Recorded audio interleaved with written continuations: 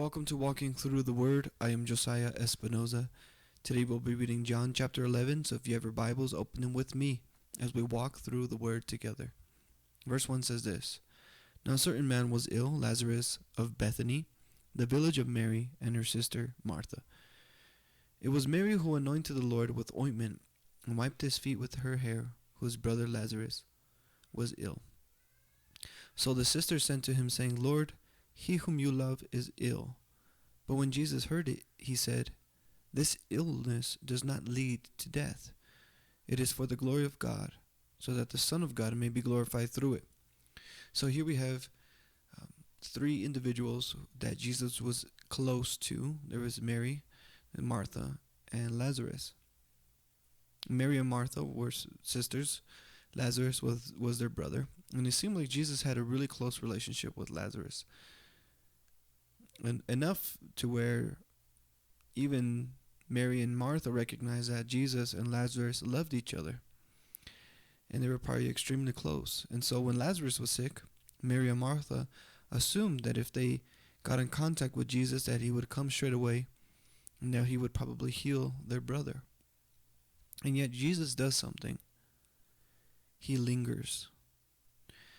Not only does he linger, but he says, this illness does not lead to death. Well, we're going to see in a little bit that Lazarus does die. So is Jesus incompetent? Does Jesus not know that he's going to die? No. Jesus is going to do an amazing miracle. The reason that Jesus lingers is so that he can prove himself to be the resurrection. And in fact, this illness does not lead to death. Lazarus is raised from the grave. We'll see in a little bit. Not only that, but we also know that those who believe in Christ and those who are raised to life by Christ do not experience true spiritual death. And so I think when Jesus says this illness does not lead to death, he wasn't talking about the physical. He was talking about the spiritual aspect. And the reason that he lingers is so that the Son of God may be glorified through this whole experience. Verse 5 says, Now Jesus loved Martha and her sister and Lazarus. So we also know that Jesus loved all of them. Verse 6 says, So when he heard that Lazarus was ill, he stayed 2 days longer in the place where he was. Now you would think to yourself, why would somebody who loves this family so much do this? Well, look at what it says in verse 7. Then after this, he said to the disciples, Let us go to Judea again. Now remember, Judea, this place is extremely against the things that Jesus is doing and the things that Jesus is saying. He's had several run-ins in Judea. They've already tried to kill him. They've already tried to arrest him. And so look at what the disciples say in verse 8. The disciples said to him, Rabbi, the Jews were just now seeking to stone you, and are you going there again?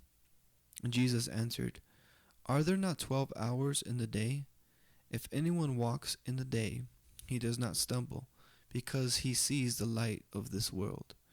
But if anyone walks in the night, he stumbles, because the light is not in him.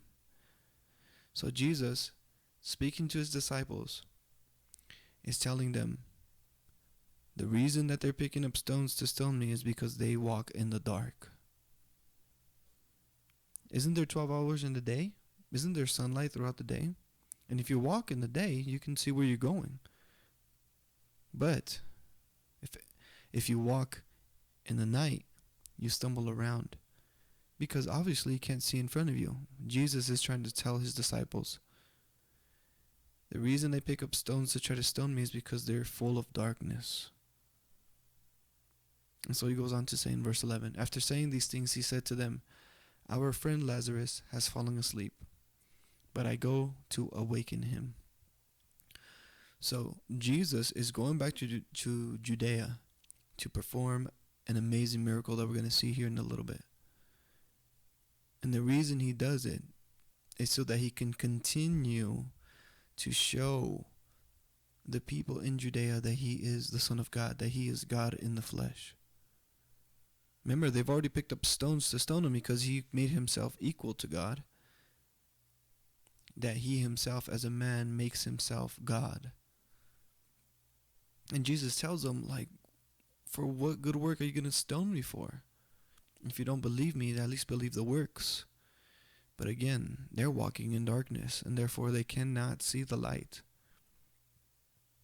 Verse 12 says, the disciples said to him, Lord, if he has fallen asleep, he will recover. So they assumed he meant that he's sleeping, he's taking a nap. But verse 13, now Jesus had spoken of his death, but they thought that he meant taking rest and sleep. Then Jesus told them plainly, Lazarus has died, and for your sake I am glad that I was not there, so that you may believe, but let us go to him. So the reason Jesus lingers, the reason he tells them about the light of the day, and the reason he tells them that there's those who walk in the night and that stumble around, and the reason that he lingers is because he knew that his friend Lazarus was going to die physically. But the reason he allowed him to die, the reason he didn't go straight away to go heal him, is because he was going to do something to prove to his disciples and to make them see the true light so that they would believe. And look at verse 16. So Thomas, called the twin, said to his fellow disciples, let us also go, that we may die with him. So Thomas, not grasping what Jesus is trying to say, assumes that Jesus is going to go and die just as Lazarus has died. And so he makes the assumption that they're going to go also with him to die. And in verse 17 it says, now when Jesus came, he found that Lazarus had already been in the tomb for 4 days. Bethany was near Jerusalem, about 2 miles off, and many of the Jews who had come to Martha and Mary to console them concerning their brothers. So they're extremely close to the city of Jerusalem, where they just tried to kill him. And many of the Jews were there, probably the same Jews that just tried to kill him, because they had come to try to console Martha and Mary. It was a community gathering in order to console the family. Verse 20. So when Martha heard that Jesus was coming, she went and met him, but Mary remained seated in the house. So Mary and Martha, they heard that Jesus was coming. Martha got up and she went out to go meet him, and Mary just stood there, probably weeping, depressed, sad. This is a horrible thing that has happened to the family. They knew that Jesus could have saved him, and yet he lingered 2 days in another city. Verse 21 says, Martha said to Jesus, Lord, if you had been here, my brother would not have died. But even now I know that whatever you ask from God, God will give you. And we're going to see Jesus dealing with Martha and Mary in 2 very distinct ways. Martha being a little bit more cerebral in her understanding of what Jesus is and who he is and what he does, and Martha being a little bit more emotionally led. So Martha comes to him and she says something that is astounding. It's full of faith. She says, Lord, if you had been here, my brother would not have died. So she recognizes that if Jesus were present, he could have healed him and he would not have died. She knows that Jesus has the power to heal. But listen to what verse 22 says. But even now I know that whatever you ask from God, God will give you. So she even has the faith enough to recognize that Jesus can ask anything of God, even bring him back from the grave, even raise him from death. Jesus can ask that of God, and God is going to give it to him. So verse 23, Jesus said to her, your brother will rise again. What an amazing thing to say. Verse 24 says, Martha said to him, I know that he will rise again in the resurrection on the last day. So when Jesus says your brother will rise again, Martha assumed that Jesus was mentioning the eschatological event of the resurrection of the dead, the end times resurrection of the dead. She believed that there would be an ultimate resurrection of the dead, and she said, well, I know that he will rise again in the resurrection on the last day. Verse 25 said, Jesus said to her, I am the resurrection and the life. Whoever believes in me, though he die, yet shall he live. And that's why I said earlier, I believe when Jesus said, this is not an illness that leads to death, I think that he was referring to the spiritual aspect, because he says, whoever believes in me, though he die, yet he shall live. And everyone who lives and believes in me shall never die. You see this? There are many believers since the time of Jesus that have died, yet they live. Meaning they are not experiencing the punishment of the second death, that is, eternal separation from God in hell, where there is weeping and gnashing of teeth, where there is conscious torment. They are not experiencing that because whoever believes, or everyone believing, so it's not just a one-time action, but rather a continuous action. Whoever's believing, all those believing in me, though he die, he shall live. And everyone who lives and believes in me shall never die. Do you believe this? And what an important question to ask Martha. And I think it's an important question to ask ourselves as well. Do we believe that if we put our hope, faith, and trust in Jesus as the resurrection of the life, do we believe that? Do we as individuals, have we come to that understanding, and have we accepted it by faith? Just like Martha says here in verse 27, she said to him, yes, Lord, I believe that you are the Christ, the Son of God, who is coming into the world. What an astounding statement of faith by Martha. And again, Jesus is dialoguing with her. He's asking her questions. He's answering her concerns. She's answering him. It's completely different to what Jesus does with Mary. We're going to see in verse 28. It says, when she had said this, she went and called her sister Mary, saying in private, the teacher is here and is calling for you. And when she heard it, she rose quickly and went to him. Now Jesus had not yet come into the village, but was still in the place where Martha had met him. When the Jews who were with her in the house, consoling her, saw Mary rise quickly and go out, they followed her, supposing that she was going to the tomb to weep there. Now when Mary came to where Jesus was and saw him, she fell at his feet, saying to him, Lord, if you had been here, my brother would not have died.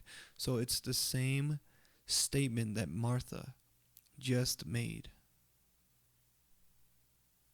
But when Martha said this, she followed it with, but even now I know whatever you ask from God, God will give you. So there was a cerebral, there was a pensive thinking about this. But with Mary, it's a little different. With Mary, she doesn't follow it with another statement, but rather look at what it says in verse 33. When Jesus saw her weeping, and the Jews who had come with her also weeping, he was deeply moved in his spirit and greatly troubled.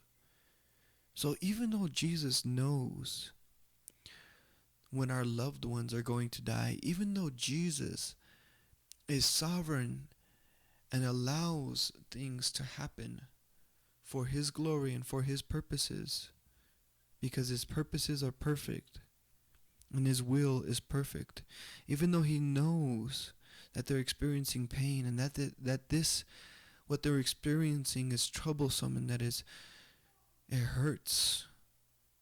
Yet Jesus is still deeply moved, even though he knows.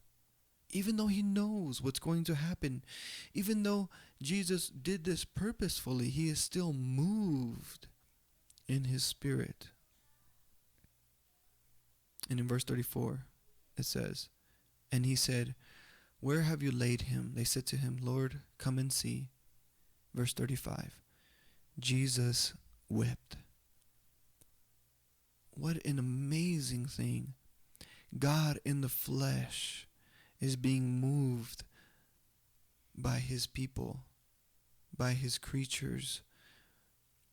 He's experiencing the pain and the agony and the sorrow of death, the death of a loved one, the death of somebody who was cherished by sisters and by the community.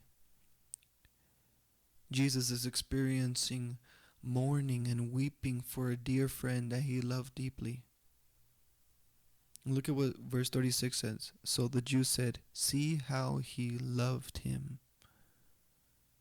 But some of them said, 'Could not he who opened the eyes of the blind man also have kept this man from dying?'" So even in the midst of people seeing just how much Jesus is moved and loves Lazarus, truly loved him, he was being ridiculed by the people. Verse 38. "Then Jesus, deeply moved again, came to the tomb. It was a cave, and a stone lay against it. And Jesus said, 'Take away the stone.' Martha, the sister of the dead man, said to him, 'Lord, by this time there will be an odor, for he has been dead for 4 days.' Jesus said to her, 'Did I not tell you that if you believe, you would see the glory of God?' So they took away the stone, and Jesus lifted up his eyes and said, 'Father, I thank you that you have heard me. I knew that you always hear me, but I said this on account of the people standing around, that they may believe that you sent me.'" So this is just an amazing thing, right? These same individuals, these Jews who had just saw him open the eyes of the blind and then try to stone him the very next minute, Jesus allowed Lazarus to die so that he can go to the tomb, weep for him, show how much he loved this man, and then by the power of God, knowing that the individuals around him were listening, he raises his eyes and he cries out. He says, "Father, thank you for hearing me. And the reason that I'm saying this is not because I questioned whether or not you hear me." He says, "No, I knew that you always hear me, but I said this on the account of the people surrounding me, that they may believe that you sent me." And verse 43 says, "When he had said these things, he cried out with a loud voice, 'Lazarus, come out.' The man who had died came out, his hands and feet bound with linen strips, and his face wrapped with a cloth. Jesus said to them, 'Unbind him and let him go.'" Brothers and sisters, we have to understand something. We are Lazarus. Every single person born of Adam, after Adam, since the beginning of the creation of time, after the fall, anyone born after that is born dead. Dead to sin. Unable to respond to the things of God, no matter how much the gospel is preached, no matter how much the truth is laid out before them. Jesus said that if you walk around in the darkness, you stumble because you are in darkness.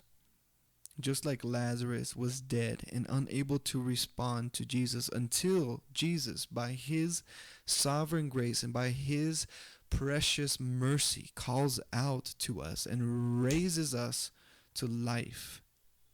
As soon as Jesus does that in our hearts and regenerates the inner man from death to life, then we can respond. Then by our own volition do we respond to the voice of Jesus. Because every single one of us is Lazarus.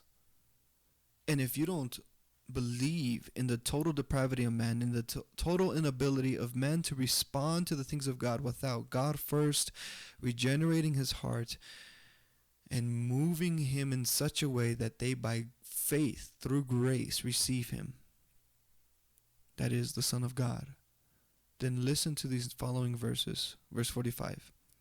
Many of the Jews therefore who had come with Mary and had seen what he did believed in him. But some of them went to the Pharisees and told them what Jesus had done. So in this crowd, the same crowd that tried to stone him, some of them believed and others of them did not believe. And you're probably thinking, how could you not believe? Somebody who was dead for 4 days has now come back from the grave, and now you're still not believing? Why aren't you believing? Because they're not part of his sheep. John chapter 10. Jesus knows his sheep by name. He calls them out, and they follow his voice, and they believe in him, and he leads them. The voice of a stranger they do not follow. This is what it means. The individuals that believe in Jesus, they are his sheep. And the others, no matter how many miracles, no matter how many words, no matter how many testimonies, no matter how many times they hear the gospel, they will never believe because they don't want to believe. They're dead in their sins. They're Lazarus. Verse 47. So the chief priests and the Pharisees gathered the council and said, "What are we to do? For this man performs many signs. If we let him go on like this, everyone will believe in him, and the Romans will come and take away both our place and our nation." But one of them, Caiaphas, who was a high priest that year, said to them, "You know nothing at all, nor do you understand that it is better for you that one man should die for the people, not that the whole nation should perish." He did not say this of his own accord, but being high priest that year, he prophesied that Jesus would die for the nation, and not only for the nation only, but also to gather into one the children of God who are scattered abroad. So from that day on, they made plans to put him to death. Imagine, Jesus performs this amazing miracle. He brings a person back from the grave. And yet the Pharisees say, what are we going to do about him? He's doing all of this, and he's going to take away our nation and our place, and the people are going to follow him rather than us. And Caiaphas, the high priest, prophesies that Jesus would die in order to bring together the children of God who are scattered abroad, not just among the Jews, but also among the Gentiles. And therefore Jesus dies for the whole world, because he dies for both Jewish people and Gentile people. So from that day on, from the moment that Jesus raises Lazarus from the dead, from that day on, they make plans to put him to death. What kind of depravity does it take for somebody to see such an awesome miracle, to have testimonies that testify to the fact that Jesus just did this awesome miracle, and yet they want to kill him? That is the depravity of man. Those who are dead in their sins will not believe. Not only will they not believe, they will do everything in their power to ensure that nobody else believes as well. Verse 54. Jesus therefore no longer walked openly among the Jews, but went from there to the region near the wilderness, to a town called Ephraim, and there he stayed with the disciples. Now the Passover of the Jews was at hand, and many went up from the country to Jerusalem before the Passover to purify themselves. They were looking for Jesus, and said to one another as they stood in the temple, "What do you think? That he will not come to the feast at all?" Now the chief priests and the Pharisees had given orders that if anyone knew where he was, he should let them know, so that they might arrest him. So Jesus from this moment on no longer walks openly among the Jews. He keeps himself more hidden. And yet, the amazing thing is, Jesus continues to teach, to perform miracles, so that more of his sheep could believe in him. And I hope and I pray that as you're listening, that you are experiencing the awakening of the Spirit, that you are experiencing the drawing of the Father, and that if you are experiencing it, that you would surrender to the King of Kings, to the Lord of Lords, that you would recognize the sovereign grace of God in your life, and receive it by faith. Receive his grace. And just like Jesus rose Lazarus from the grave, I'm praying that Jesus is now raising you from spiritual death. May the Lord richly bless you. Keep you always in his loving embrace. Until next time on Walking Through the Word.